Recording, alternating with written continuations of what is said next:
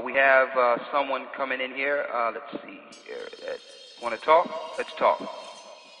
But why is there so much pushback when people without an identity find themselves as Israel? And yet in any other area they find themselves, in any other religion, they don't get that much pushback from their family members.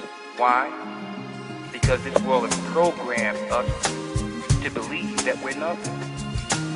And that if you find who you are, immediately, that's a cultish or cult mentality. Because no one told you to wake up. It's not taught in mainstream society that you should be aware of your great rich history and the fact that you are the people of the law. We're talking about these scriptures in the Most High. Let me read this. 1 John 2 and 15 to show you, brothers, why there's so much pushback.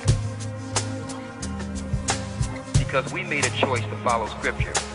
1 John 2 and 15 says, "Love not the world, neither the things that are in the world. If any man love the world, the love of the Father is not in him. For all that is in the world is the lust of the flesh, the lust of the eyes, and the pride of life. Is not of the Father, but is of the world. And the world passeth away, and the lust thereof, but he that doeth the will of God abideth forever." So, when you find the truth, and you make that connection with the Most High Christ, Hayavash Yeshua, what happens is, you're reborn into a new reality.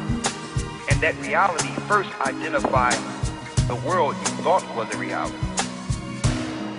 And you begin to separate yourself. You find out that your God is not accepted, the society you're living in, and you make a designated effort to serve that God. So now that you're making choices to peel off the old man and to separate yourself from a world that have only enslaved you and taught you strict disobedience against the Most High, because you made those choices, your family members are examining you now. The things you used to like, or the places they had in you to control your spirit, no longer exist. They used to be able to push your buttons because they knew what you liked. They knew you after the flesh. But now you don't love the world, and they're still trying to serve the world. They have no power over you. You're connected to your Father. And on the other hand, you're trying to live right before them, which is light.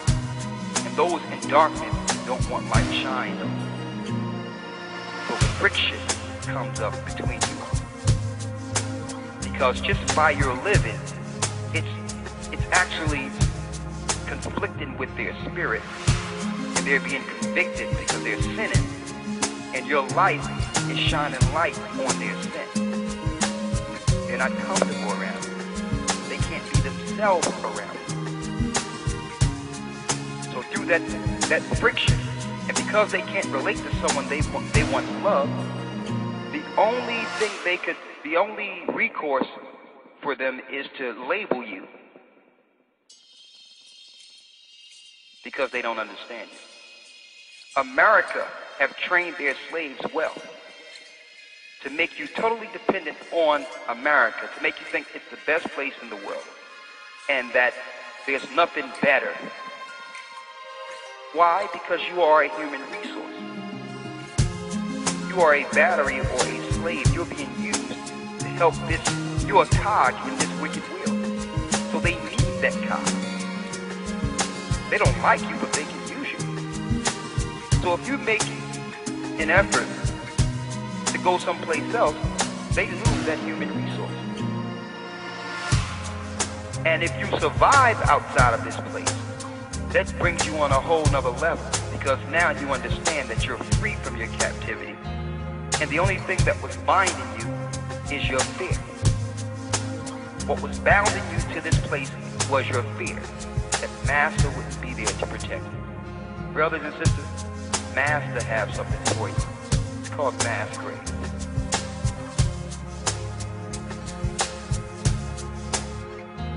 Okay?